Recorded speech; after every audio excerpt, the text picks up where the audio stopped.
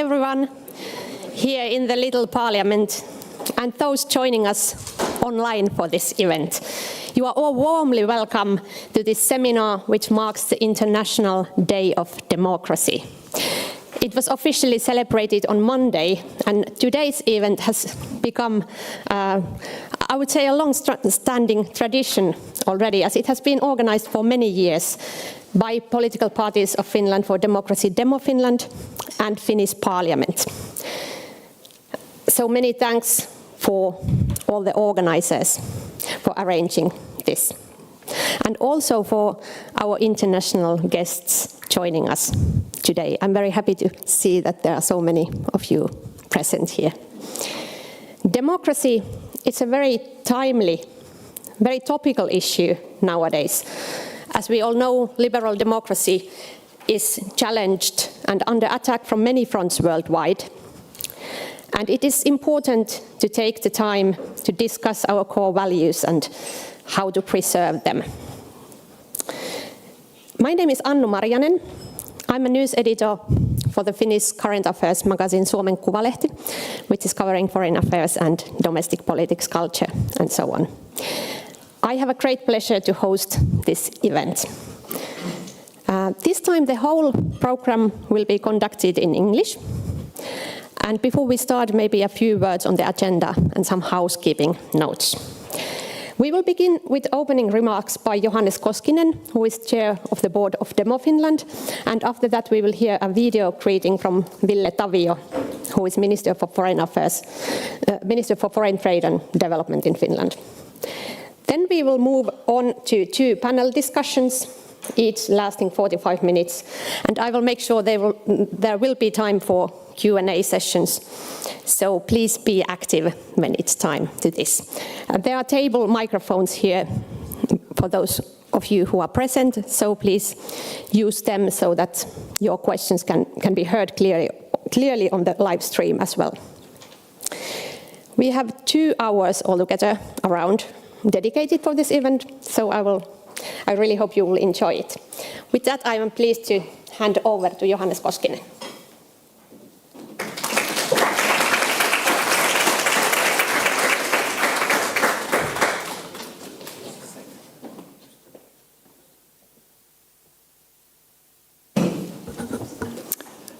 Madam President, Excellencies, colleagues and friends, participants of the seminar, I want to warmly welcome you all to this seminar and also the International Democracy Day event here in Finland and Helsinki. As we know, in these times of raging wars and inequalities in the world, we have to strive towards democracy, human rights and rule of law. But it is quite difficult, and we have just noticed this year that when we have these democracy indexes, Economist Intelligence Unit makes it every year maybe the most famous internationally. So this year the average score fell to the lowest since the beginning of this index. It was 5.17, down from 5.23 a year earlier. And we have, of course, seen these controversial trends. In many countries, democracy is stepping forward, but in very many countries, there are backlashes, and autocracies in different forms are getting a stronger position in the global arena. According to this Economist Democracy Index, only 45% of the world's population lives in a democracy, 39% under authoritarian rule, and 15% in hybrid regimes that combine electoral democracy with authoritarian tendencies. And of course, this statistics is a bit misleading, since we have this huge India labeled as a democracy, and it brings to many percentage points to this democracy-labeled countries. But we all know that there are, of course, vast problems with that kind of huge population and the structures of democracy in India as well. There is also in parliamentary democracies growing dissatisfaction with democratic models, and that is driving demand for new forms of participation, for political representation and influencing governance, policy making and the development of societies as a whole. In this map, Demo Finland wants to have wide cooperation with other nations there, NGOs and civil societies, how to enhance democracy. And as Demo Finland started 20 years ago, it was part of the same wave as we had in our Finnish parliamentary democracy.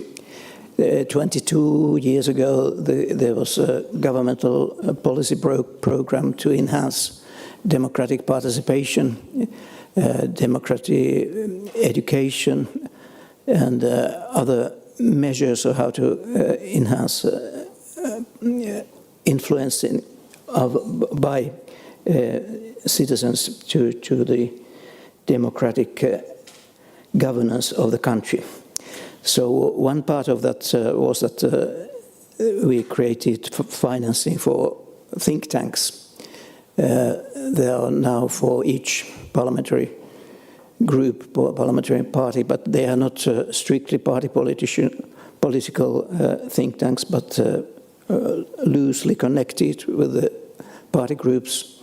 They are independent think tanks just to enhance and invigorate the political discussion and planning of policy papers in the Finnish society. But as a part of this wave, the Demo Finland was founded 20 years ago, and yesterday we had celebrations and now continuing with this International Democracy Day event. And nowadays Demo Finland's three main points in its work, three themes are strengthening the inclusion of underrepresented groups and supporting dialogue between parties and enhancing the competence and programmatic activities of parties. So that is inside Finland and also in our international cooperation, and especially with the partners in developing countries. So we continue with this work, and now it seems that this goes a bit further, this dia, but we'll have today around these same themes our discussions with our international guests, and I want to at the same time remind of our roots. Our 9 parliamentary political parties made a common declaration for this day and for Demo Finland. And it sounds like this: democracy builds on collaboration, political party cooperation and constructive debate, despite differences, are among the strengths of Finnish democracy.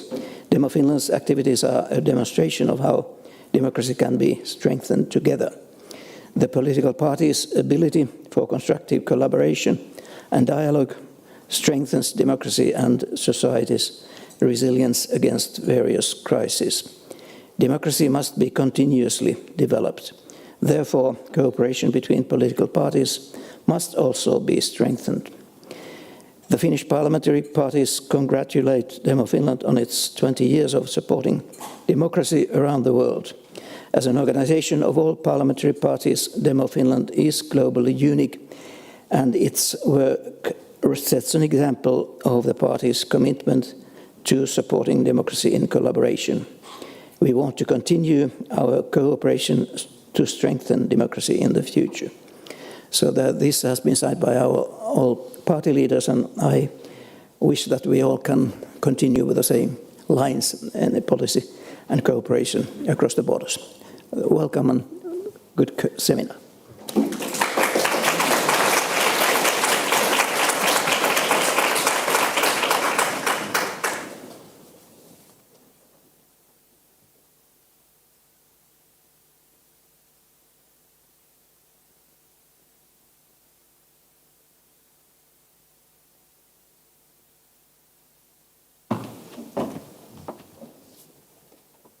Thank you very much, Johannes, for your words.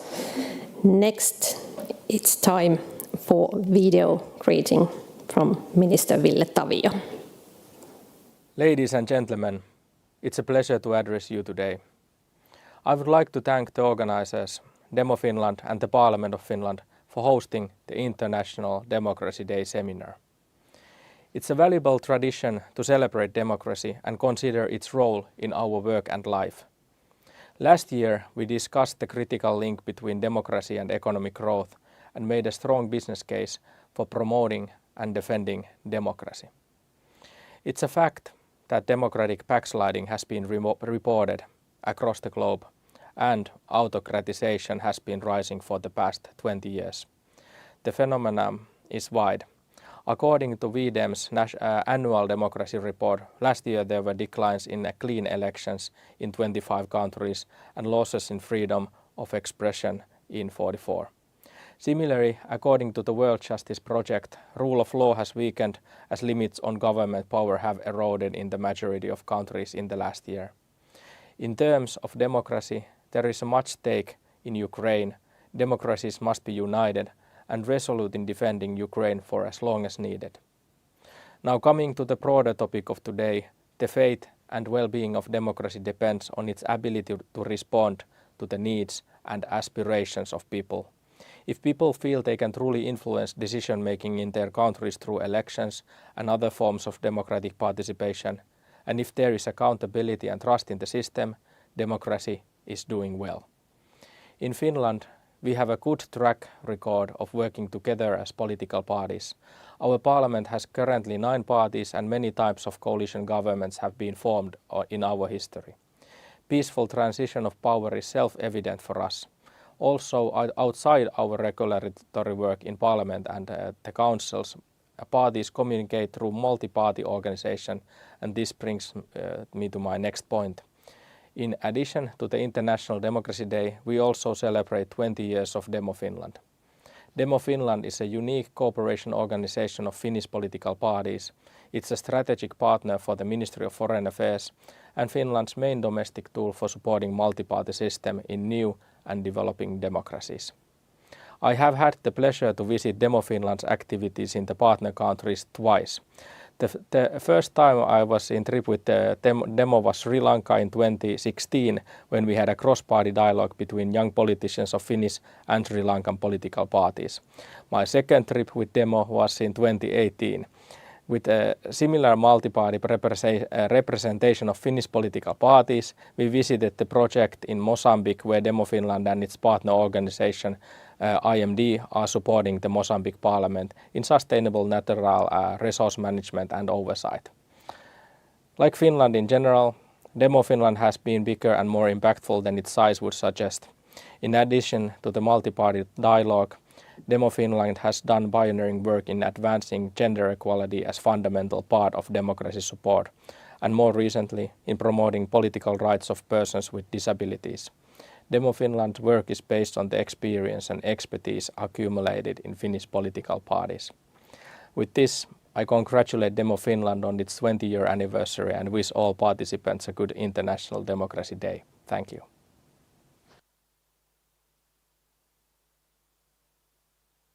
Political rights of persons with disabilities. Demo Finland's work is based on the experience and expertise accumulated in Finnish political parties. With this, I congratulate Demo Finland on its 20-year anniversary and wish all participants a good International Democracy Day. Thank you.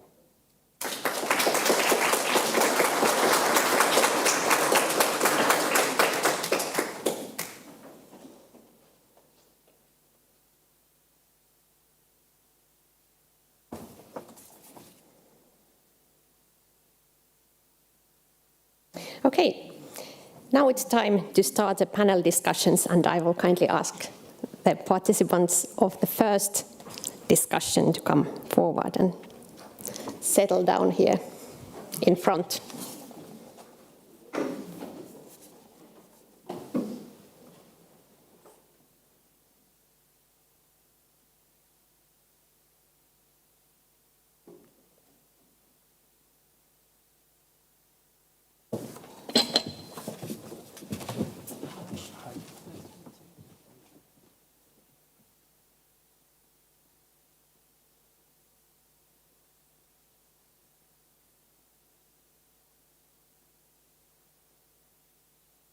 Nice to meet you all. Please settle down and we can start. We have an excellent group of panelists here. We have two foreign experts of multi-party democracy, and then we have three Finnish MPs. If I will briefly introduce you before we start. So from here, Owai Tet, Country Director of Myanmar, Netherlands Institute for Multi-Party Democracy. And then next to you, sorry for my pronunciation, Hermenegildo Mulhovo. Was that correct at all? Executive Director for IDM in Mozambique. So you are an expert on electoral processes and democracy. Warmly welcome you as well. And then we have Sara Seppänen, MP of Finns Party, the Finnish Parliament, Hanna Sarkkinen from the Left Alliance, and Anders Norrback, Swedish People's Party. Let's start with the big picture approach. As we all know, we are living in a time marked by many interconnected global crises, which create uncertainty, instability, and growing polarization. We can take, for example, climate change or increasing inequality, mass migration, displacement, and so on. So I would like to ask you, what do you think should be the top priorities for improving inter-party cooperation to reduce polarization? So the most important things that come to your mind based on your own experience. Let's start with Stet. Is it okay, by the way, if I call you by your first name? Definitely, it's fine. Great. Yeah. Thank you so much for inviting me and being part of the panel, and very nice meeting you all. As you might all know, the country where I come from, Myanmar, is going through such a tragic moment based on political crisis. So coming from that experience and where I grew up, it is very important to consider cooperation, especially multi-party cooperation in politics. You will only know when you missed it, and I missed it a lot. We've been working through multi-party works in Myanmar over the past 10 years together with Demo Finland, and we see the growth of the countries along with people, decision makers, etc. And now, when the democracy is backsliding, it really shows how important it is. One, especially on the cooperation aspect of it, for parties to work together, for people across divided society to meet up together and to sustain peace in the country. In that case, to sustain peace in the country and to deal and address polarizations of social divides is vital to maintain multi-party democracy and multi-party cooperations. Thank you very much for your personal experience. Maybe if you, just a quick follow-up for you, if you would like to elaborate a bit or tell us a bit more about the situation Myanmar is now. It has experienced a military coup in 2021, which started an ongoing complex civil war and fight for restoring democracy. Exactly. Yeah. Yeah. Then if you want to continue or... Bom, muitíssimo obrigado. E prosseguindo aqui com a apresentação dos meus pontos. No, I'm just joking, I'm going to do it in English. I feel so home that sometimes I feel that I can just talk. I'm coming from Mozambique, as you all know, is a Portuguese-speaking country. We're definitely also having kind of the same global challenges that we're facing in our democracy. Democracy is definitely at erosion, giving more space to authoritarian, let me say, entities to come out, and especially in Mozambique, the highly polarized environment is something that we're facing, has the biggest problem of our democracy since the beginning in 1990, So now we're definitely looking also at kind of alternative ways to solve it, because in the last elections that we had in Mozambique, we definitely faced very, very difficult situation. So just for you to give some kind of example, we had demonstrations where the country were paralyzed, So here we faced another extreme, of the polarization. The polarization now was more on the streets, or more with intolerance of people on the streets. They didn't want to hear anything about parties themselves, rather than conducting the one that they thought that won the elections to the power. So it brought a lot of discredit on democracy, a lot of lack of trust in democratic institutions.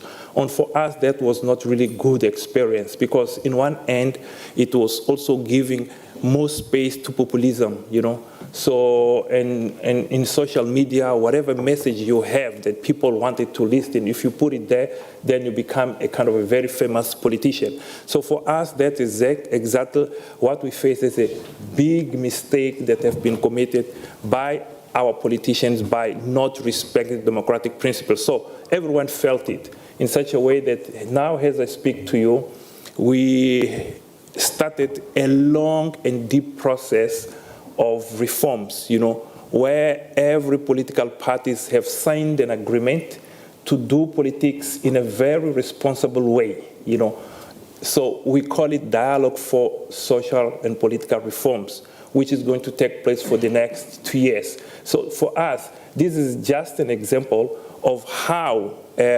collaboration, which is needed, horizontal collaboration, party to party, they have realized that first they have to defend their class, because whatever is the problem that you have in democracy, political parties become at crisis. They're losing their members. They're losing their voters. And on the other hand, populist groups are taking over. So this is exactly what reunified these politicians. And secondly, the responsibility that they have when it comes to democracy. Because once democracy is eroded, they have realized that they are no longer kind of having the privilege of going to elections and being voted. People would just say, whoever we want, whoever speaks sweet to us, we're going to put him in the power. So this is exactly one of the things that I think that we faced that definitely showed that this, I call it horizontal solidarity between political parties, like support from party to party.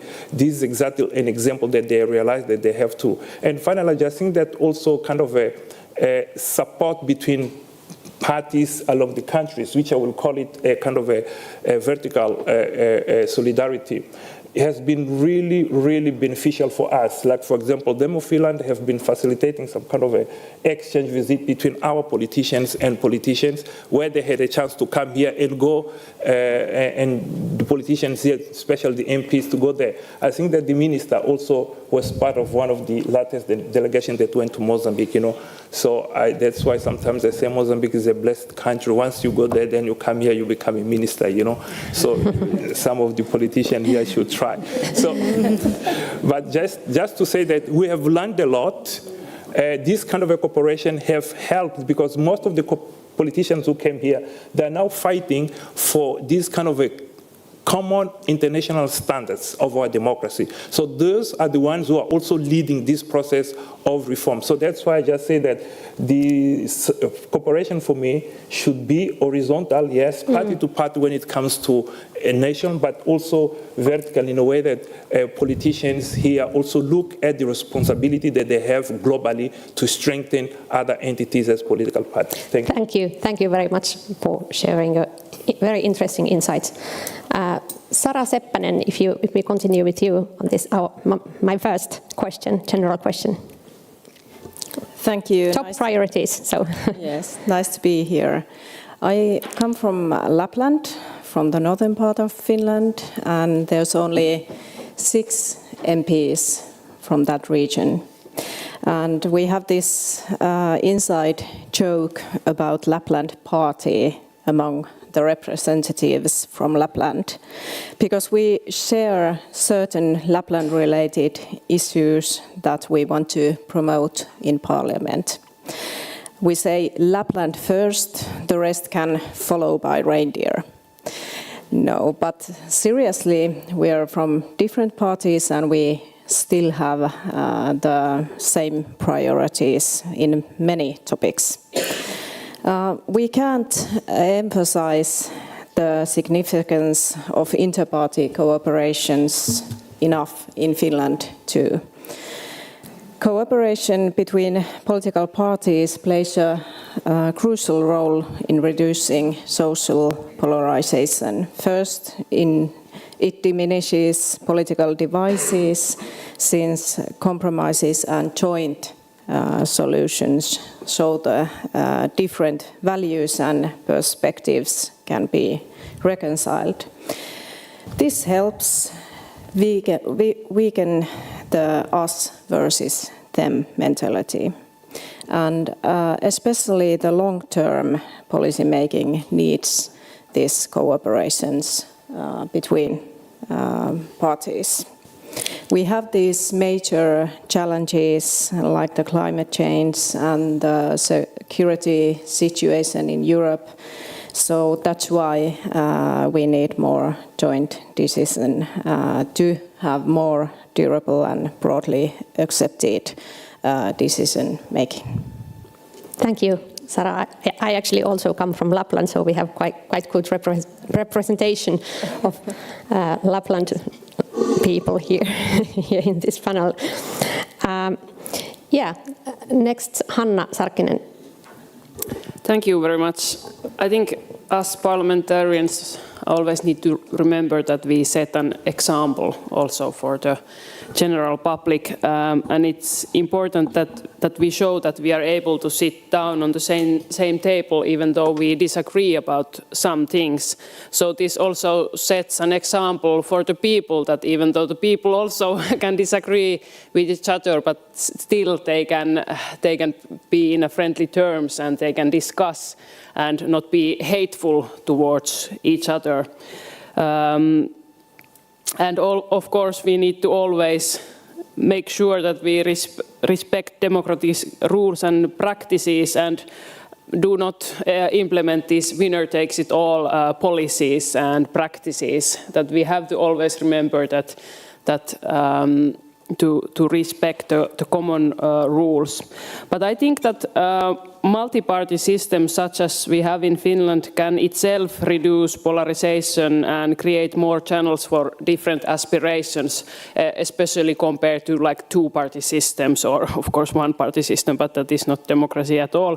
But I think political sphere remains more dynamic and I think it's able to better channel the aspirations of people when you have a bigger range of varieties when you think about the parties, and maybe people feel better represented in the parliament if they have more variety, not only two parties which are highly polarized, but many parties that represent different kind of priorities.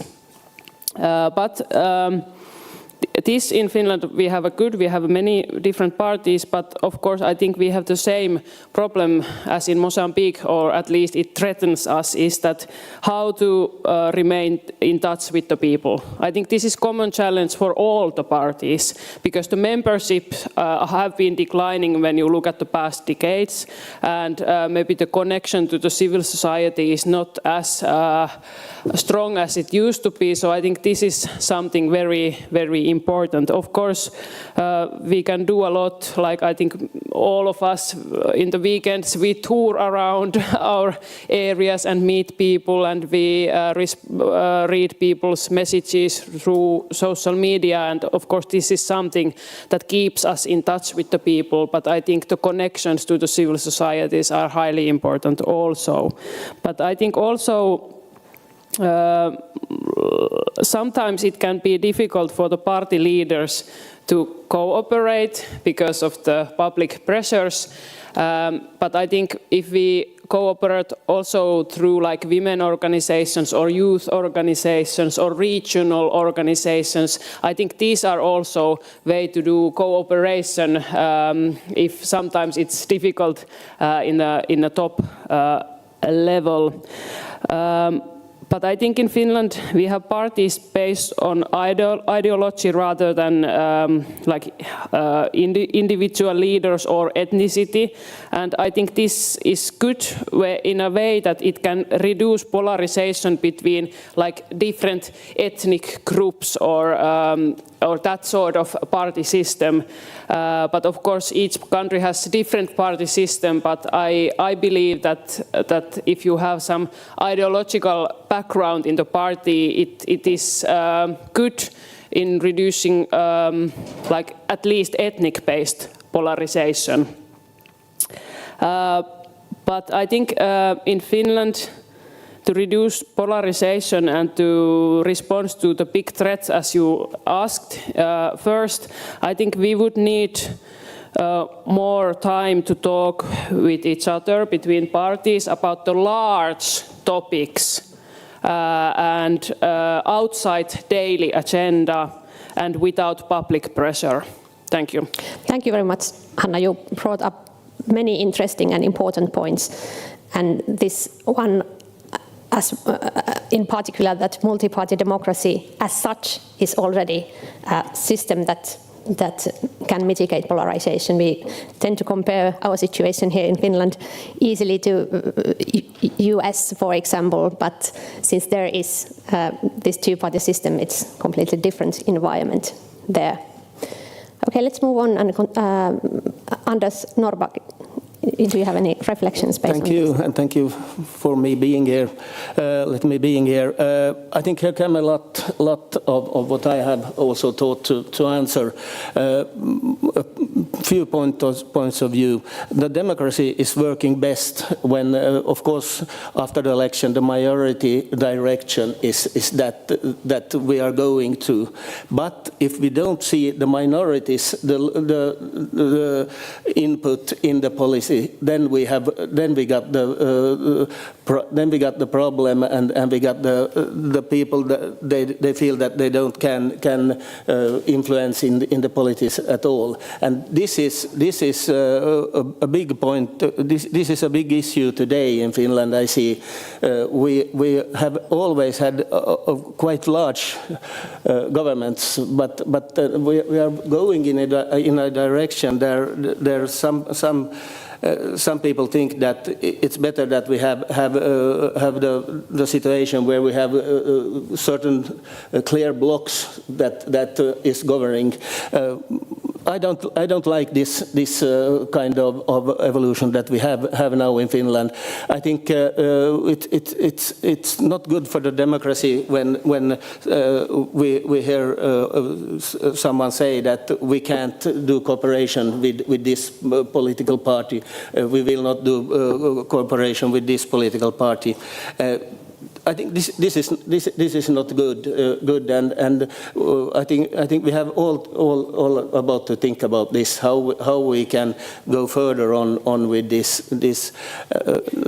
issue. Another point of view is that I also Henna took it, but it's on this: the winner can't take it all in a democracy. You can't have that situation that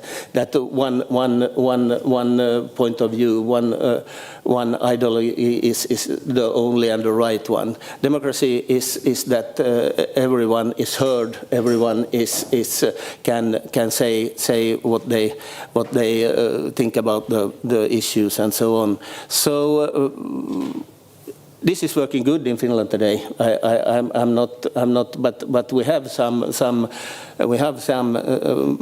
issues to think about when we go further on how to manage in this.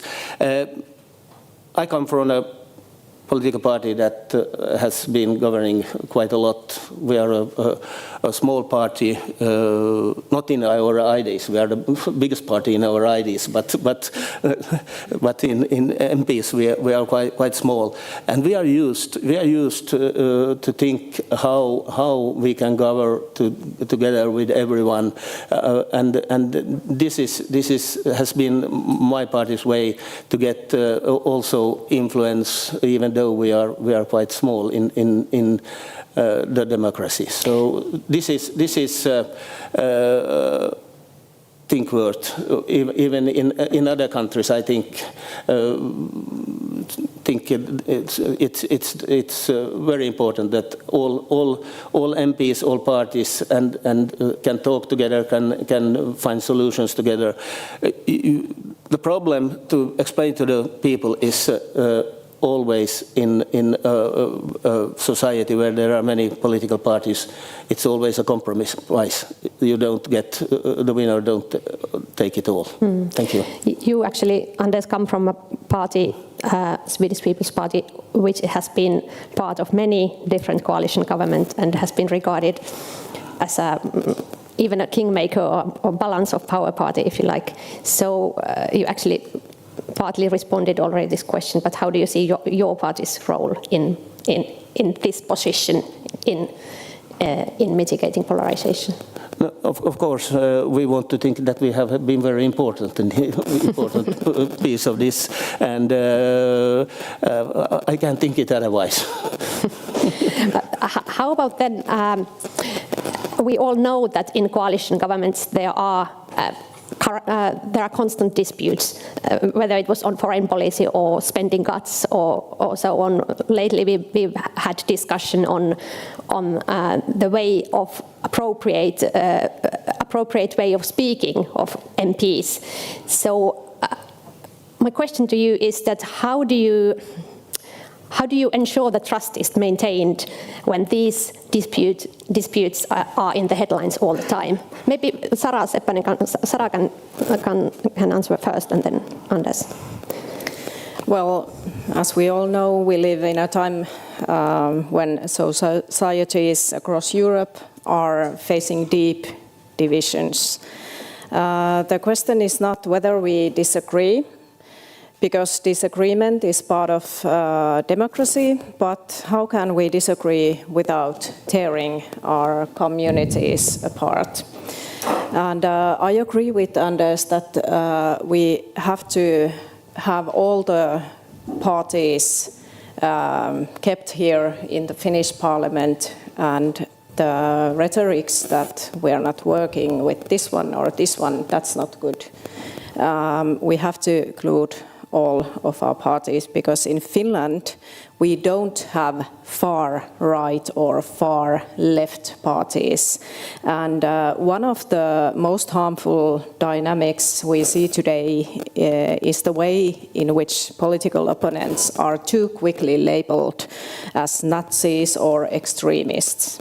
The word Nazi has a specific meaning. It refers to the National Socialist Party and their attempt to exterminate the Jewish people. So the word Nazi has a specific meaning, and this kind of language is not only irresponsible, it is dehumanizing. When we reduce people with different opinions to such caricatures, we close the door to dialogue. We send the message that their voices do not matter, that their concerns are not legitimate, that does not strengthen democracy, it weakens it. So reducing polarization requires honesty and responsibility for all sides. It requires the courage to confront difficult truths, whether about immigration, security, the economy, or social welfare, without silencing or demonizing those who raise these questions. Thank you, Sarah. Anders, you wanted to add something on this? Yes, quite shortly. I think we also have the discussion in the press and how the press is telling the people what we are doing here. I don't think many of our citizens in Finland know that almost a very large amount, more than half of the decisions made here are decisions that all parties are standing behind, and we do it in common. But in the press, of course, and it's important, the differences are coming through. But it might be. I think it should be better for the democracy that we also lift the issues that we as a country see it in quite the same way. So this is one part. Then of course it's. We have had discussions how you express yourself in the official discussion. I disagree with Sarah's party there. I think. How do you disagree? I think it's better that we don't go when we discuss things. We don't have to go so far that it's in our expression. So it will go so that you divide people when you get very far from what you discuss in the rooms where the decision making is made, and this is what we have been discussed here. Yeah. How we can express ourselves. Yes, thank you. We need to move on, but maybe Hanna, just briefly, you wanted to add. Yeah, just a very quick comment. I agree that one should be careful when labeling people or different politicians, but also members of parliament, they have a big responsibility about how they talk, and they should not dehumanize people or, for example, immigrants or other groups in public, because it creates an example for the people how it is okay to talk. If you see members of parliament dehumanizing immigrants or other groups, you see, okay, it's okay to talk about like this about other people. It creates polarization, it sets a very bad example, and I think it's important that we say that it's not okay, and that is not unfair in my thinking. Thank you. We will move on question to Ted and Jill about it's about Finland, but I'm interested in your views on this, because as we've heard, Finland has a long tradition on multi-party democracy and coalition governments. However, we easily take this for granted. So what would be your message to us today on valuing and maintaining these traditions?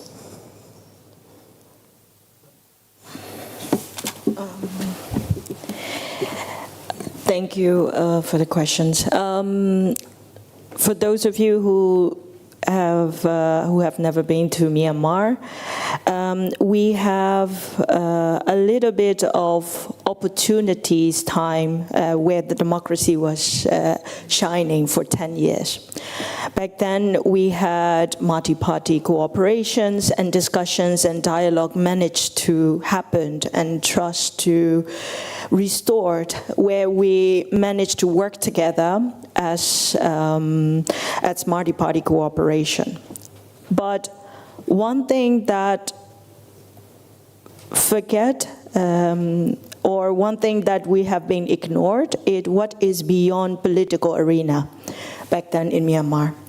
We look at political parties and how the negotiations are happening and how things are interrelating, and the previous government forget to look at what is the situations in oppositions groups are happening and what are the things happening around the groups beyond the government setup. And that's where military step in, where they have their own weapons and powers to control, and the coup were taken. Now the country is in great danger, every day struggling with wars, and we have more than 10,000 people killed by war, and the number is growing every day. What really gives me a kind of indication is when I visit to one of the party offices yesterday, organized by Demo Finland. They share about the situations of current political updates and how they see the current Finland situations is. And it reminds me of the time when we also have multi-party cooperations back then in Myanmar with 12 political parties in the parliament, and we managed to make policy established and policy has been installed in the country. And when the coup happened, the question is, how can we continue to trust? How can we sustain democracy with people who don't believe in democracy anymore? How can we restore democracy back when authoritarian regime has been a practice that people can accept and move on? When people don't really see what is the value of democracy at all, when the democracy is backsliding globally. And that is a big question for us, also in a country like us. And I think also for us, when I visit and when I manage to see Finland, I see how beautiful it is, how lucky individual citizens are to live under the government of parties and political forces who are willing to sit together, who is willing to talk regardless of political disagreement and dissent, and who can look beyond their personal preferences and ego. And I think that is very important, but it's also very beautiful, and it's also honorable to see how politicians plays their individual role in sustaining and safeguarding democracy. And I think that culture and that way of cooperation and that way of seeing beyond your own self, it's something that could also learn from politicians in another country to see how can we sustain democracy and the system, it nourish and it safeguard the safety of its own people to sustain, regardless of our political disagreement. Thank you very much, Ted, for your touching words. Jill, briefly, before we move on to Q&A sessions, your reflections on this question. No, thanks a lot. I think that one of the things that we definitely like when it comes to Finland, and especially when it comes to exchange visit, as I said, we brought a lot of MPs and politicians. So we look at Finland as this kind of a country that has, in the past, quite the same challenges that you have. You also had your own wars, which were definitely very difficult to digest. Even today, I think that you still have that. But what we really appreciate is the way that within these more than 100 years, you managed to build a kind of a strong democratic system here, right? In such a way that differences are something that we see that your society really celebrate, We really admire the trust within people, and people and institutions.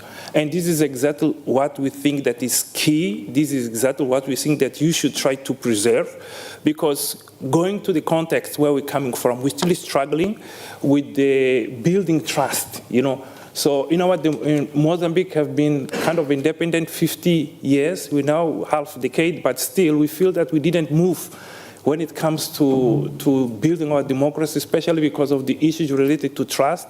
And also we're not celebrating our differences. We're demonizing ourselves. So this, what I hear now here, it's also kind of a little bit worrying to me, because, you know, when you definitely demonize the others, you don't celebrate the differences in order to see how rich, you know, is this kind of bringing ideas, building your country, you definitely can run a risk of escalating, because it starts from, you know, a simple word, calling someone, demonizing and calling, normalizing, you know, this kind of let me say, verbal attacks. You know, when you normalize it, we go into kind of a very extreme position where you can even go into kind of escalating to even civil war. You know, we see now, for example, the technologies, you know, the WhatsApp groups, you know, the social media, how it's easier to see these kind of things escalate and become a kind of a fashion, and against the capacity of institutions and even the parties themselves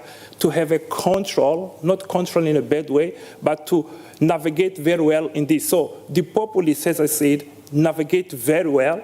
For them, it's definitely easier to use names, demonize each other. So to finalize, for me, this is one of the things that we celebrate. And I would also like to say that it's also for the own good of the parties to understand that you also have to defend the class of political parties towards citizens, you know, because we look at the parties as the key vehicles to represent us, you know.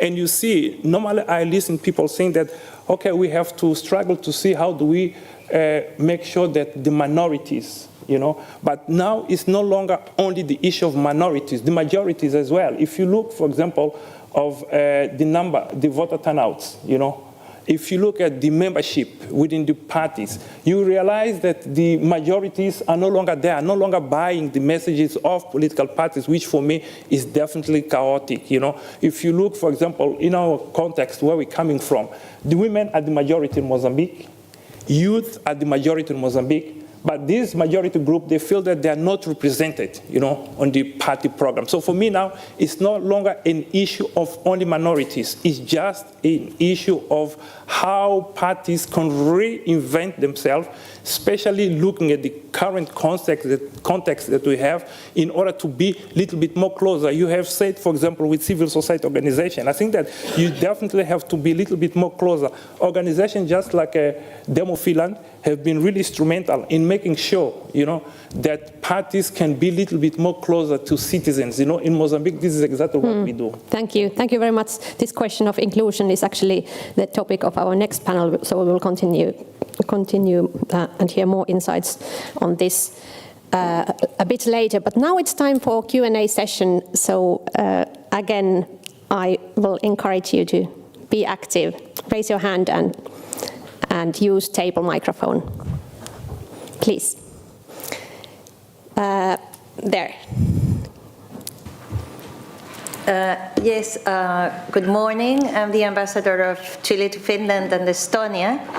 And very interesting points. I think that the comments you've made on, you know, correct and respectful speech, but I would like to hear from the Finnish representatives, how is civic education a cornerstone in your deliverance as MPs? Because obviously in the case of Finland, you have this kind of maybe transversal civic education that covers different aspects of education. And is this working properly? Is there any good example that you can share about how youth is being brought up and then delivering on politics? Thank you. Thank you. Let's take brief answer. Who wants to take this? Yeah. Well, I don't think I have like a big picture answer, but few points. I think raising people who are able and willing to participate in democracy, it starts from early on. It starts from maybe even kindergarten at home, but especially at school. And I think we have many structures there, such as school boards, youth councils in each municipality, and so forth. But I think the problem is that not so many kids are participating, that it's polarizing. Those who are participating are very active, but the majority are not participating. And of course we have also in curriculums, we have some like democracy raising activities, but it depends a lot how the teachers are motivated and implemented and how active they are. So there's a lot of variation, I think. But I think the biggest problem is that after the school, after 9 years of the school that everybody participates, you then move on either to vocational training school or to gymnasium. And in gymnasium there's a lot of teaching around society and participation, but in vocational training not so much. And half of the young people are on vocational training, and we can see from the statisticals that their political participation, their voting turnout, it's very low. And this is something that I'm very concerned, that we kind of push half of the population outside political participation, and I think we should really look at what could we do inside the vocational training also. Anders, you wanted to add just briefly on this. Very shortly, I think Hanna said the most. I agree fully with what she said. I think also it's important that in which way we are discussing another time, in which way we are discussing in the society as a whole, and what is in TV, what's in newspapers, and what's on social media. This is important, and here I think we can do better than we do today. Thank you. Thank you. Actually, at this point, let's take. I think we have one or two questions. Time for one or two questions left. Please, Mrs. President. Yeah, I succeeded. So I think that it has been very good dialogue so far, and I have been since the beginning in this group. So congratulations for that first.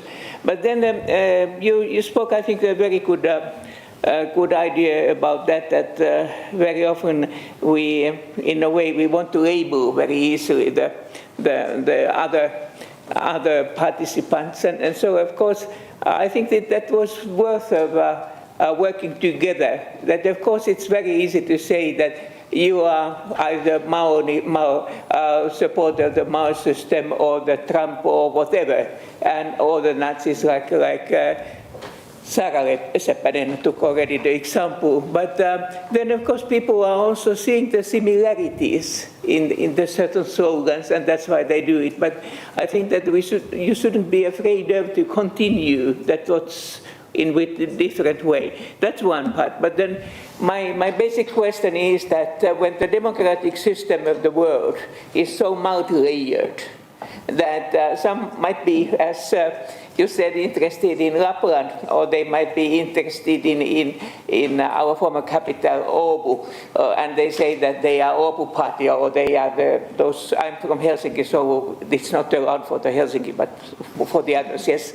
And so then you should understand that it's local, it's national, it's regional, like EU, and then it's global. And how you can keep the people interested in all those layers, and they see that how they are connected to each other. That, for instance, the young person who is working somewhere in eastern part of Finland, that all those labor conditions, for instance, might be connected to all those layers. That, how do you see this kind of the challenge? Thank you. Thank you, President Tarja Halonen, for your question. Sara, you can answer. Thank you. About these questions, the previous one, I just want to say that in Finland we are not a class society, and all the children have equal rights to participate in the school, and we have very few private schools, so that is one key to this democracy. And about Tarja's comment, I agree with you, and I think we are all guilty of this labeling. And I also agree with Hanna that we should have more time to discuss this big picture in the parliament. There's not many possibilities for that conversation, so maybe we should cooperate with that. That was a good point. Hanna, just briefly. Yeah, just briefly, thank you, Madam President, about the question about the different layers. I think this is important, and I think in Finland we struggle a bit about the EU context, because in EU there's so much decision-making power, but people are not very interested. But also I think us as a party should look into the mirror, because we think, oh, people are not interested, so let's not talk about that. And I think that is not a very good strategy. Maybe we should try to educate. Of course, it's limited how much we can educate, but even try to educate and tell what's happening. And of course, media, I hope they would educate also more. So I think in my thinking, people are most interested about the communal level and then about the national level. But the other levels, we should really be more active on that. Gilles. No, thanks a lot. I also would like to address, Madam, what you said, especially regarding to the different layers, looking more at the global. I just think that one of the things that have been of concern, it's climate change and also energy transition when it comes to that.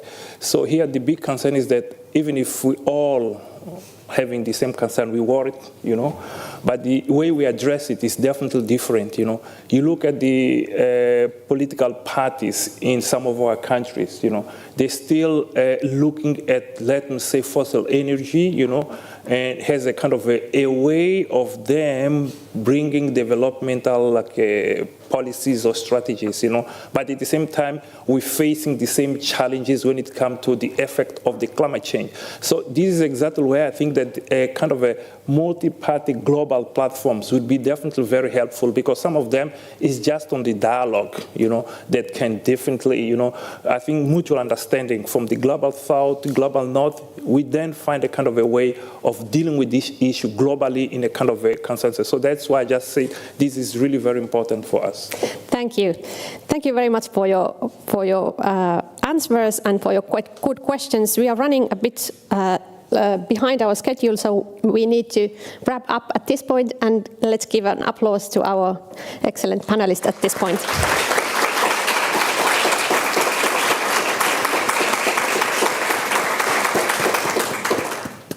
Many thanks for you all.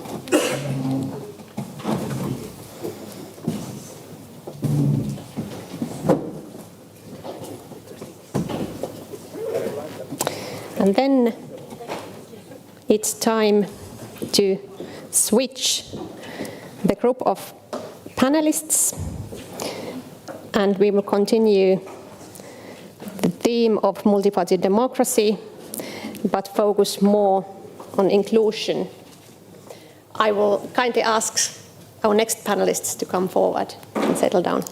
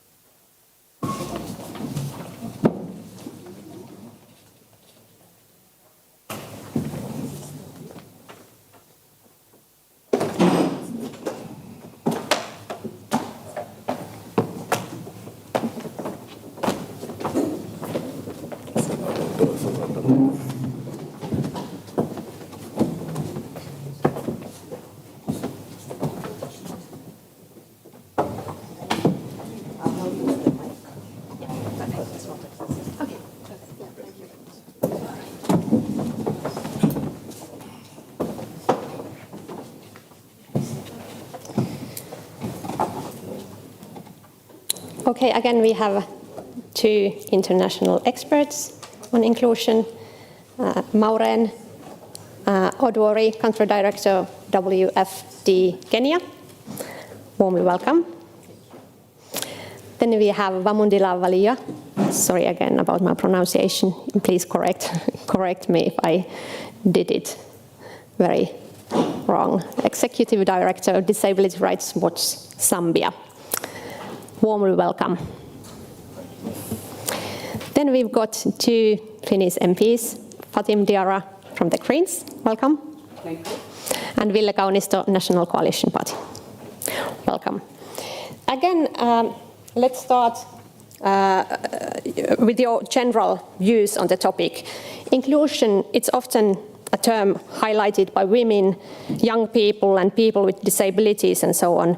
But how would you engage political parties and political leadership in advancing inclusion? Let's start with Maureen. Okay, thank you so much for inviting me to this panel, and it's a pleasure to meet you all.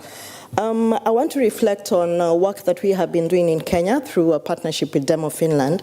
And one of the key things that we've been trying to do is promote dialogue across different political parties on the key issue around inclusion, and specifically inclusion of persons with disability.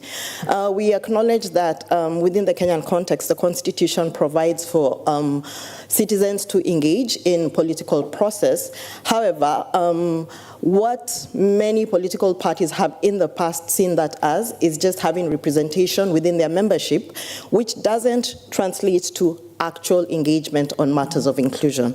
So what we've been doing is engaging political parties to critically think through what inclusion means, including looking at how their policies are structured, whether their policies are favorable for disadvantaged groups or excluded groups to participate in party business, and then also just creating platforms within the parties themselves to ensure that persons with disability and other marginalized groups actively engage in party business. But in addition to that, of course, there's a cross-party collaboration, because we appreciate that within the parties, members' leadership can talk to each other, but it's also very important to build a culture, a political culture within our jurisdiction that's really supportive of inclusion. So another way is creating those platforms for different political parties to engage on this issue, and what that means is for parties in parliament, then they actually own the issue of inclusion, and therefore it's also represented in policies, public policy and legislation. Thank you. Thank you. Thank you very much. Vamundila, you want to continue? Yes, thank you very much for having me around here, and I'm glad to speak to the people in the world on inclusion, especially inclusion for persons with disabilities in political participation. Inclusion is a word which people might confuse with integration, but I want to say inclusion begins with changing the environment, the policy environment, legislative environment, attitudinal environment. Without changing these environments, there will never be inclusion in political participation. So what we are doing in Zambia as Disability Rights Watch and other organizations we are working with is that we are talking about disability inclusion in political participation. And the first thing we're going to do, and we are doing, is to ensure that the voice of persons with disabilities is heard from the grassroots to district, provincial, national level, and especially in the National Assembly. So we are bringing together persons with disabilities on a political dialogue network where politicians, members of parliament, come and sit with persons with disabilities who are interested in participating in the political spheres. They discuss the challenges of the persons with disabilities, and then the political parties try to enhance inclusion in terms of changing their manifestos, in changing their physical environment, and development of disability inclusive plans. And with disability inclusive plan, it's a strategy or a roadmap for each individual political party on how they will ensure that persons with disabilities participate equally in the political sphere. We are also saying when it comes to constitutional reforms, the majoritarian approach should never be used. Because if you use the majoritarian approach in constitutional reforms, where persons with disabilities are a minority or they're underrepresented, then their voices will never be heard. The voice of persons with disabilities, whether they are young, old, whether they are female, male, whether they are in rural areas or in urban areas, should be heard within the majority speakers. And then you will see that mostly those who push constitutional reform would push constitutional reforms towards what they desire, especially to strengthen their political positions, and then persons with disabilities remain excluded. So we want to see that the voice of persons with disabilities is heard in all constitutional reforms, and then that the number of persons with disabilities is increased in Parliament through being voted into the National Assembly by the citizens, or through what we are now calling proportional representation. So in this proportional representation, we want to see persons with disabilities fully included by being consulted. Whether they live in rural areas or in urban areas, persons with disabilities must be included. And when we're talking about inclusion in multi-party democracy, inclusion in multi-party democracy is essential to nurture inclusive development.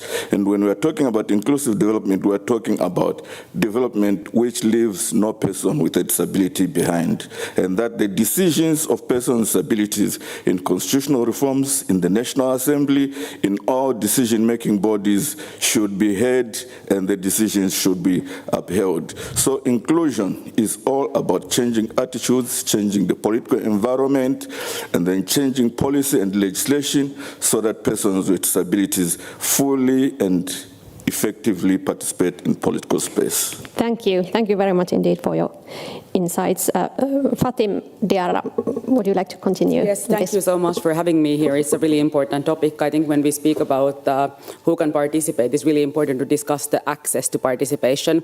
And when I look at it from the side of political parties, I see that we are extremely responsible on this issue. It's a question of who we want to include in the decision-making process of the party. Since it's about power, it's always easier for us to just have people looking like him in the room making decisions, because it's easy for men to make the decisions among themselves. But if we want true diversity and inclusion in the decisions, it means that we have to invite those people who are not normally seen to have the power into the room. This means that we have to go where the different people are. We have to go to the areas where they have power, where people live. And especially when we discuss inclusion of women, you have to make sure that care is taken care of, because many of women have different care responsibilities, and if there is no childcare provided, or if you can't bring your children along, how can you participate in the political process? Care is one issue that is blocking women from participating in the decision-making process. And then another question is that if you have some kind of disability, are the areas where meetings are held, are they accessible? If you cannot access the room, then you cannot access the decision-making process, and you cannot access the political party. And then another question is that who do we want to speak about topics? When we speak about people with disabilities or about their rights, is it always able-bodied people speaking from a good heart about these topics? No, that's not the way to do it. It is our responsibility as a political party to find people with disabilities who share our values and give the platform to them and ask them to advocate for the change that they want in the world, not for us who are able-bodied always to come and take the floor. Thank you. Thank you. Very much important points that you brought up. Ville Kaunisto, your reflections. Yes, thank you for having me here.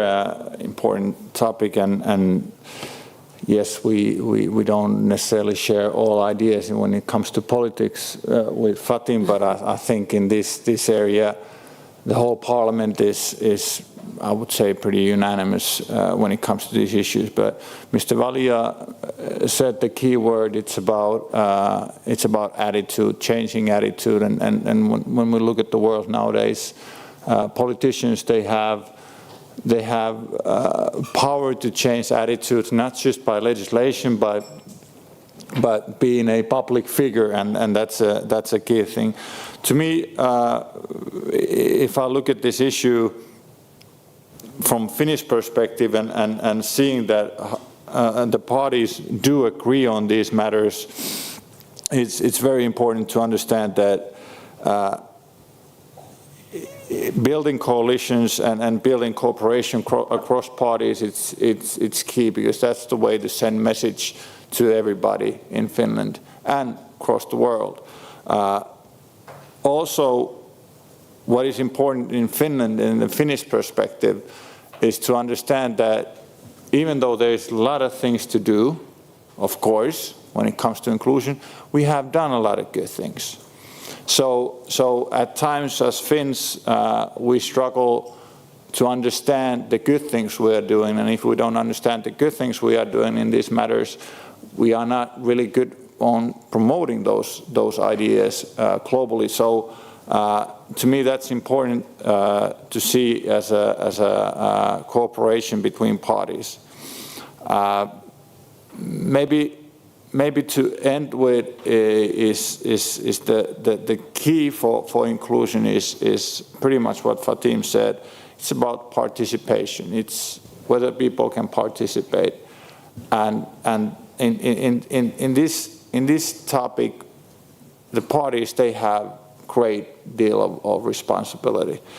They have to actively recruit people from different backgrounds, different voices, diverse communities, and again, especially, parties do have this responsibility, but especially nowadays where every single politician can be a voice of a bigger group, I think the responsibility lands on every individual that is connected to politics, and I think we can do a lot better in it.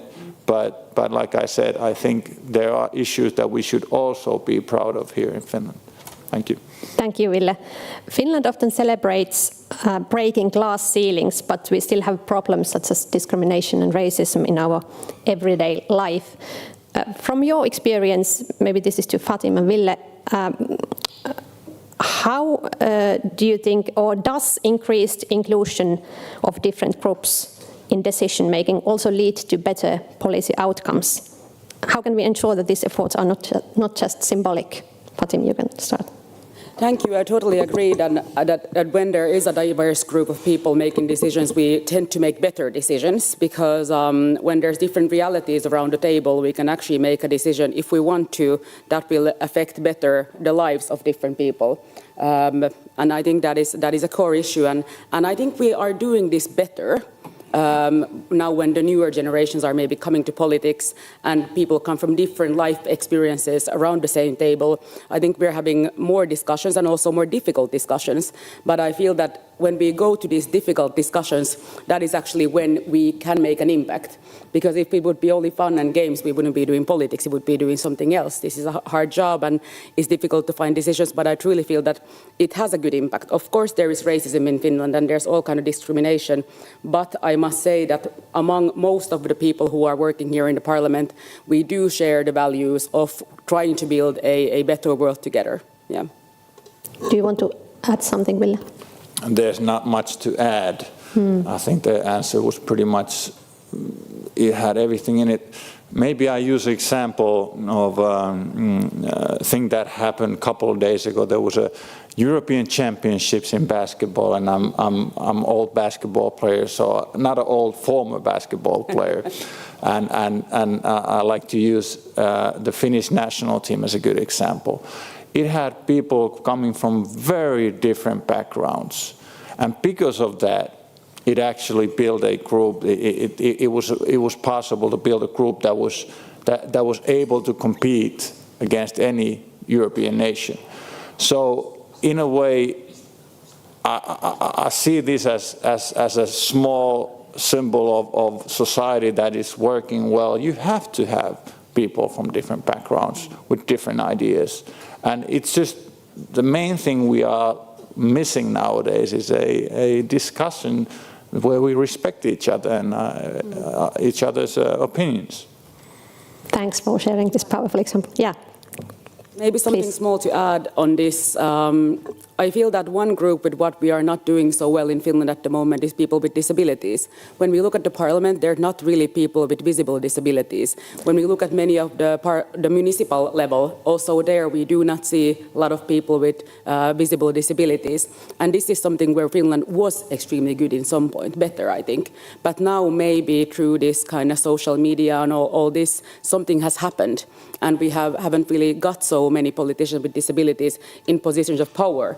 And, well, some are there. But we basically, it's something that we're kind of failing as a nation. And it's also, we can also see it larger, not only in the position of power in the parliament, but in Finland, when we look at people with disabilities, how many of them actually work, participate in the labor force. The number is surprisingly low. And this is something that as a nation we have to work with, because people with disabilities could still participate in the labor force or do many things, be in the universities. This is one field where we have to kind of play a better game. Mr. Basketball. Indeed, that was important point you made. Next, we will move on to a question regarding Kenya and Zambia. So Maureen and Mamundila can answer. Both countries, they are fragile democracies that have seen both breakthroughs and pushbacks in inclusion. You have a long history, both of you, building democracy, defending human rights and strengthening inclusion. I would like to ask you to share some examples where you have made a difference in your community. What is the greatest result you have experienced, and on the other hand, greatest challenge that still exists? Okay, thank you for that question. As you rightfully say, we've done a lot in terms of trying to strengthen inclusive democracy in our respective countries. And just looking at the 5 years whereby we have been working with Demo Finland on political inclusion of persons with disability, I think the greatest results that I'd like to talk about is the fact that the 20 political parties that we have been working with have actually embraced disability inclusion as a key agenda within their political discourse. And this has been seen through them actually recognizing disability leagues as platforms within their structures, through which interests of persons with disability are actually represented. And as a result of that, out of the 20 political parties, we actually have 31 people with disabilities who are sitting at the topmost organs of this political party. So what that means is political parties have actually acknowledged that persons with disability are critical within our parties. We need to hear their voices, and we're not going to offer special seats, but we're going to accommodate them within our current leadership structures. And in addition to that, of course, the 20 political parties have formed a cross-party network that basically discusses issues around disability and carries this forward to policy level. It's really, really humbling to see that the regulator of political parties in Kenya is actually taking up this caucus and seeing how best to integrate it within the formal legal structures. So what that means for a person with disability who's seeking to engage in political life, then they appreciate that their voices can actually be heard. There's a platform through which their voices can be heard. There's a platform through which they can actually try to influence policy to be respondent to their needs.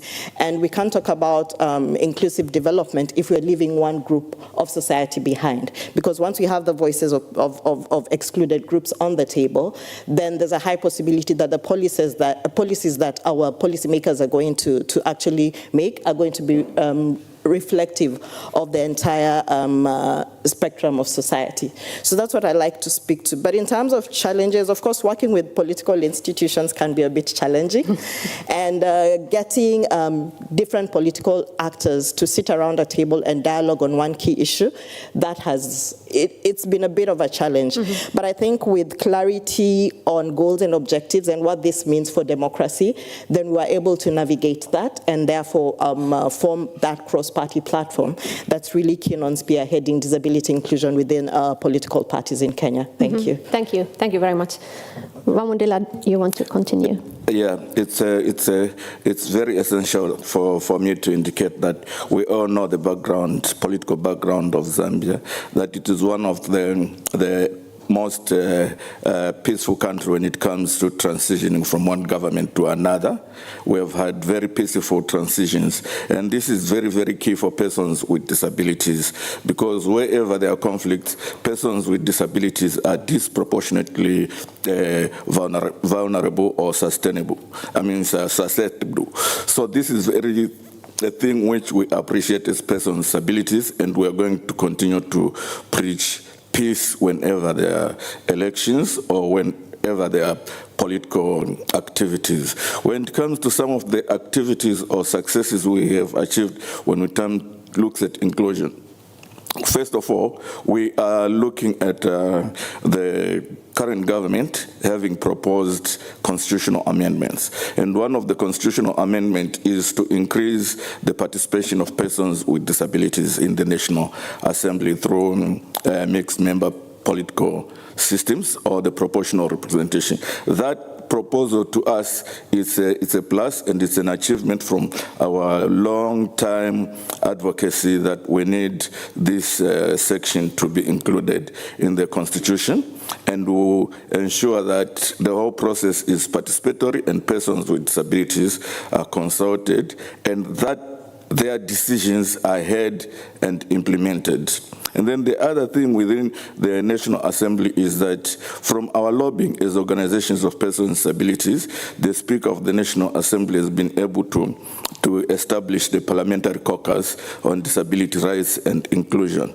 This Parliamentary Caucus comprises people from different political parties, and the caucus has agreed that we are going to divide, we are going to disagree on all other matters which hinge on political affiliation, but we shall never agree on disability inclusion, which is a good thing. And we can see it when it comes to debating around disability inclusion, although sometimes there's a divide in the National Assembly, there is consensus that let us reduce a divide when it comes to debating disability inclusion. So it's a plus that we've got a parliamentary caucus which is going to look at the rights of persons with disabilities, ensure budgetary allocations include persons with disabilities, legislation and oversight over the executive.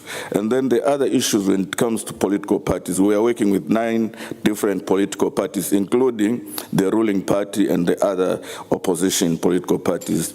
All of them have agreed that in one way or another, they are going to create structures which are specifically looking at the inclusion of persons with disabilities. We have in all the 9 political parties women's structures, which they are calling Women's Wing or Women's League, and then we have got youth structures. But we are glad that at least 2 or 3 political parties have already established disability leagues or disability wings, where the national executive committees or the management committees will be getting the ideas of disability inclusion from these specific disability committees or disability leagues. We have seen an increase in the participation of persons with disabilities in some of the 9 political parties, and some of them have been put into the national executives, and then some of them are already included into the youth wings, which are mainstreamed, or women with disabilities are being included into the women's wing. And we've seen a number of persons with disabilities who are vying to stand for elections in the forthcoming election of 2026 in August. These are some of the achievements, including that some of the political parties have already drawn up strategies which they are calling disability inclusive plans, which are roadmaps, as they already said. The other thing, when we look at the Electoral Management Board, which is the Electoral Commission of Zambia, through a lot of lobbying, they've agreed that the whole process of pre, during, and post-election times, persons with disabilities will be included. So the Electoral Commission of Zambia has put a specific desk, which they are calling a focal point person for on disability inclusion in the electoral system. And persons with disabilities through their representative organization are regularly consulted on their needs pre, during, and post-elections, so that the elections are accessible to all persons with disabilities when it comes to tactile ballot ballot guys, when it comes to sign language for persons with disabilities who are deaf, and then when it comes to the inclusion of women with disabilities. Where we still have got a challenge is in some of the laws. Just briefly before we move on about the challenges, thank you. Yeah, where we still have got the laws which discriminate persons with mental and intellectual disabilities. That is a challenge we still need to fight. Thank you very much. It's interesting to hear your insights since you come from a very different background as we here in Finland. Maybe we will move on to a question regarding these many long-term challenges that we've been touching on, including climate change. Actually, they particularly impact youth and other disadvantaged groups. And many people argue that governments have not been able to address these issues properly, and this is undermining trust in democracy. So what do you think how inter-party cooperation could address this problem and maybe counter this trend, if you like? Do you have any views on this? Yeah. Well, I can start. I believe that everything starts from a point of respect. If we have respect amongst the politicians in different parties, then it's possible. And it's also about creating spaces where we discuss, and also spaces where we discuss kind of unofficially together. Because when you know the other person, it's easier to debate also difficult issues. And so therefore I believe that it's important to have different kind of meetings, have different working groups, and try really to build this kind of cross-parliamentary work methods where we actually sit down together, where we speak together. I think one thing that is really good in the Finnish parliament is that when we go to lunch or when we go to coffee, we don't sit amongst our own party, but we actually sit with people from different parties often, and we had lunch yesterday, and like you go to a table where there's space and then you sit with other people, it kind of creates this atmosphere where you actually spend time with people from different parties. That's right. It's really evident when you go to the parliament and have lunch there. You are absolutely right. Yeah, I think that's a big power for us. Indeed. Yeah. Maybe I will ask you question that is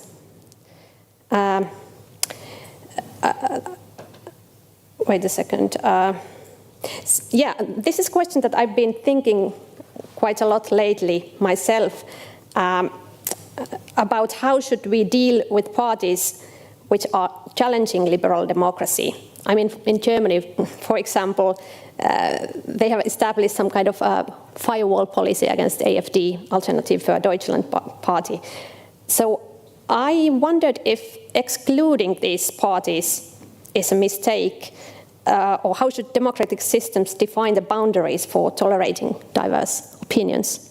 These are maybe a difficult question, and I'm sure you have different perspectives to this, but.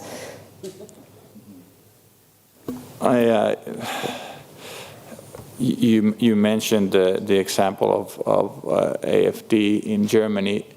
When you have a party that is extremely pro-Russian and I guess openly racist, how do you include that kind of party when it comes to building a future? So that's the difficulty when it comes to very extreme parties, and at the same time when you leave them out, they get that echo chamber where they get their voices out even louder, and again this is part of the direction that unfortunately the world is going to.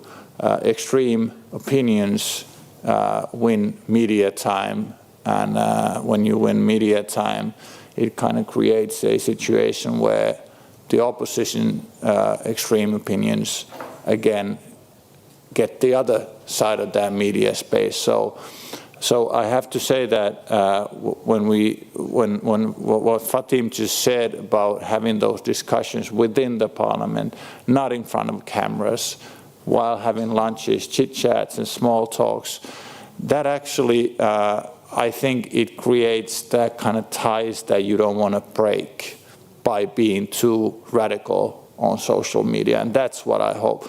But when it comes to extreme parties, it is a question that is, I think every nation has to find their own solutions how to deal with it, and especially when it comes to different topics within those issues, but not an easy question at all. Yeah, obviously every country has its own history and own practices, and therefore own answers for this. Fatim, you want to continue? Thank you. I agree to a certain level. I think that when there's poverty and when there's segregation in a society, when some people feel that they have been left out of the development of the country, when they feel that they have no future, when they feel that all the money and the power has gone somewhere else, this creates a space for the extreme right to rise. And the extreme right will always use fear and poverty and segregation as a tool to gain power. And it's a question of power. Who has the power? And therefore, I believe that us as democratic parties who actually share the values about human rights, our main mission is to tackle poverty, tackle the differences inside the society so that there is no space for the extreme right to use the fear and poor situation of people to gain power and then create an authoritarian regime. So I think it actually, there will always be some amount of extreme right, but mostly it is our job to create such a society where people can believe in their future. Thank you. Yeah, I think in Germany, for example, the red line is drawn there that the national intelligence has regarded AfD party as a party which is challenging the whole system. So in this sense, it's a radical party. But as said, this is really country-specific, obviously, as well. Do you want to add anything on this question, or shall we move on? Nothing to add. Yeah. Yes, it is. It is very important to note that when the world is changing like the way it is changing, people might be forgetting about the rights of persons with disabilities. I really hear the world talking to itself, saying the world is becoming more difficult. So it will be, if the world is becoming more difficult for persons without disabilities, then it will become extremely difficult for persons with disabilities. And these difficulties have sent themselves to seeing peace being devalued in the world. And development cooperation is threatened. Cuts are being done, especially from European countries going to the south in Africa. While these cuts are being done, as persons with disabilities coming back from Africa, from Zambia, we're saying these development cuts, these development cooperation should not affect persons with disabilities negatively, because when the world is difficult, it will be extremely difficult for persons with disabilities. So we're saying if cuts are being done, economic cuts should never be done on issues of human rights and democracy, because human rights and democracy is key for persons with disabilities in as far as inclusion is concerned. So let's keep the peace for the purpose of building a more comfortable world where persons with disabilities will enjoy human rights on an equal basis with others, where we are going to see inclusive democracy, where spaces are open for persons with disabilities to be free to make decisions and to express themselves in the languages they feel they are comfortable with. Thank you very much. With these words, it's really a good point to take some. Maybe I think we have one or two questions which we can take before we wrap up. Just raise your hand and there at the back of the room. Thank you. Hi, my name is Anton. Thank you for the interesting comments, and inspiring to hear about the work that you've done. I guess my main question would be, like in general, what to do, or what are the main challenges and what could be the main things to to approach it, just the inclusion of youth or the alienation of the youth from political parties in general, and what's the situation like in Kenya and Zambia? Yeah. Thank you. That is a really good question. Do you want to start?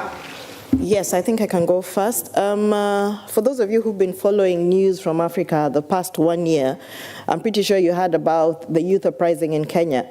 And the young people came up and, questioned government about certain decisions that they were making. So seated where we are seated right now, our feeling is that youth feel excluded from key decision-making processes, and not only key decision-making processes, including from political parties, because we've been trying to engage them to find out whether they have a space, or rather they feel they have a space through which they can engage in political discourse. And the feeling is that majority of the political parties don't really represent them, don't really respond to their needs. And therefore, for them, they find it's easier to engage in the digital space. So, of course, as an organization or as partners working in democracy assistance, we can't be deaf to that, because what that means is then we would be losing the mark. You look at Kenya, over 70% of the population is young people. If you're looking at shaping the course of politics, then we have to listen to the young people. And the whole issue of them being excluded is really, really critical.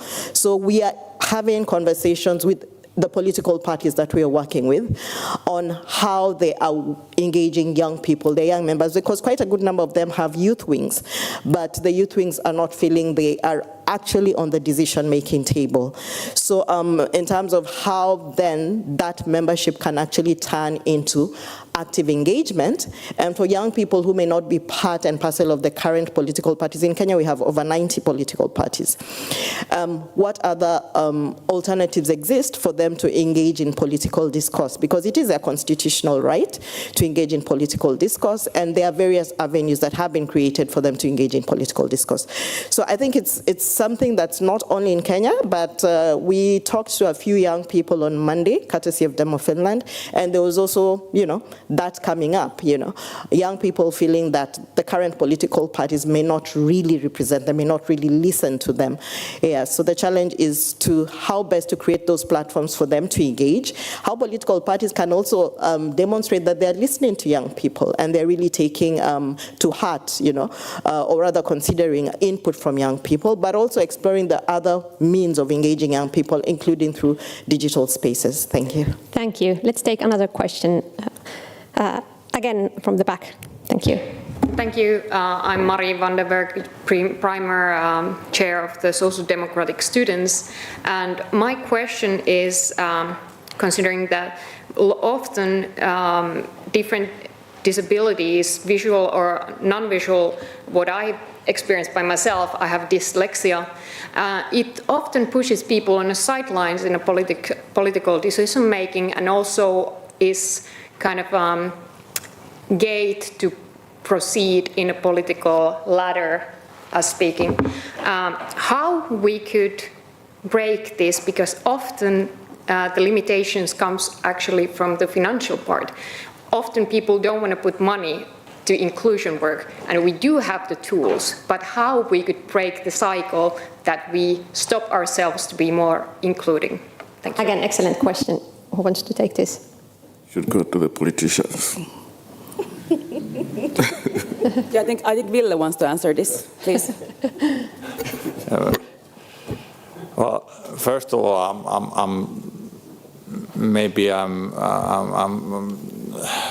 I just don't understand the world enough, but I'm shocked if and when it's like the way you mentioned.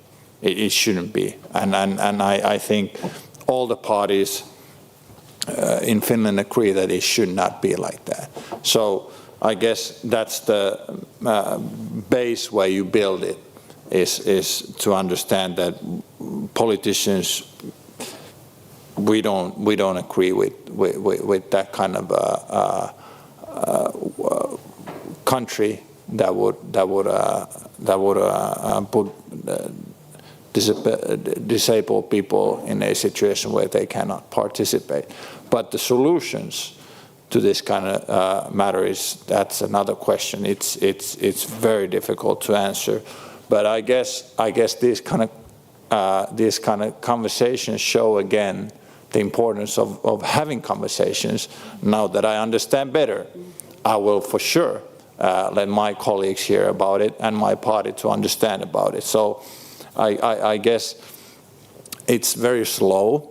And it's annoyingly slow almost, but this is the way to actually build a better country and the world through discussion. Indeed, and I'm sure you can continue discussion also after this panel on this topic.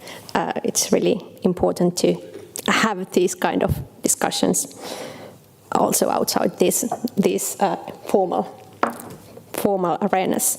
But with this, I want to extend my sincere thanks to our excellent panelists, and let's have an round of applause for them as well.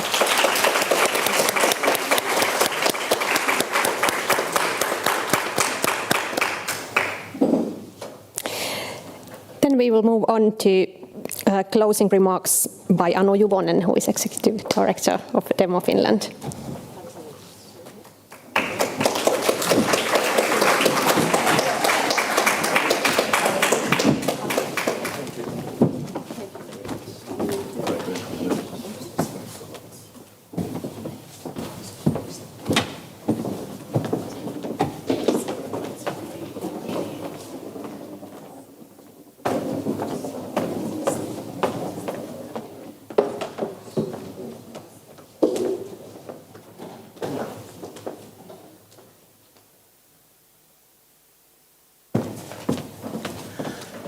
Madam President, Excellencies, Members of Parliament, friends and colleagues, thank you very much for being here today, having been spending the whole morning to celebrate the International Day of Democracy.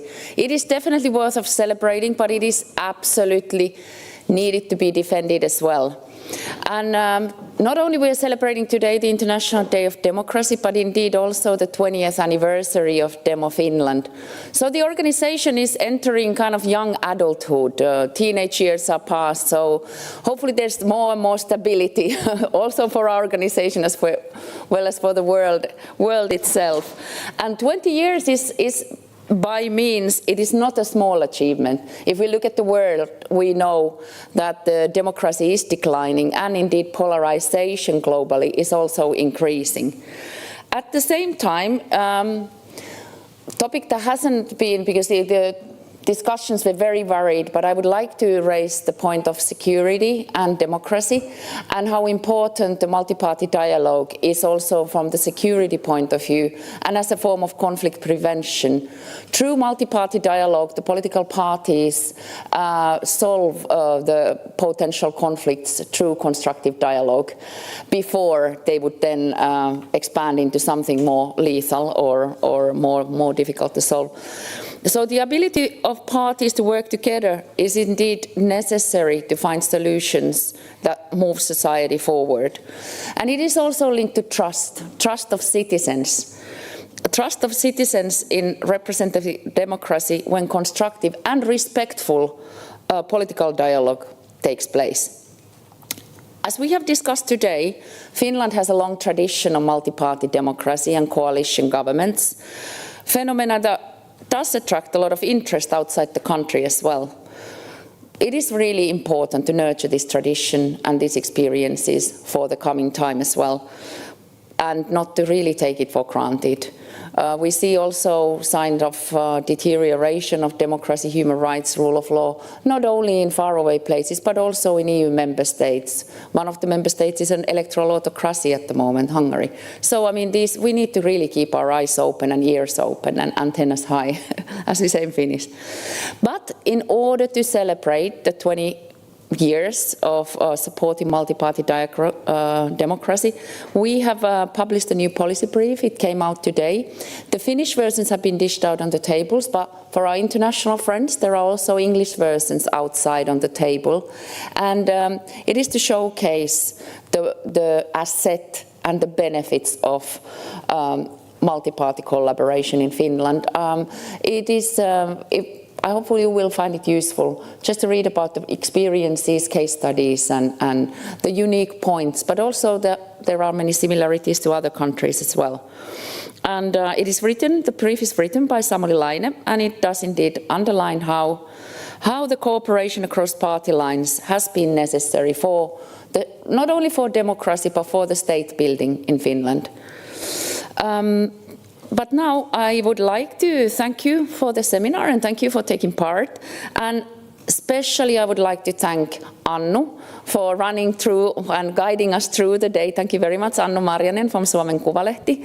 And also, of course, our co-organizers, the Parliament of Finland and the International Department, and Laura and Teemu there. Very heartfelt thanks. Panelists and all participants, both online as well as here in the Pikkuparlamentti, but also my dear colleagues and our international friends. My dear colleagues have really made this happen, so big thanks. We wouldn't be here. I wouldn't be standing here without you also. So I want to wish you a very productive day in defending democracy, not only today, but also hopefully the coming days and years. We really need us, the defenders. Thank you so much.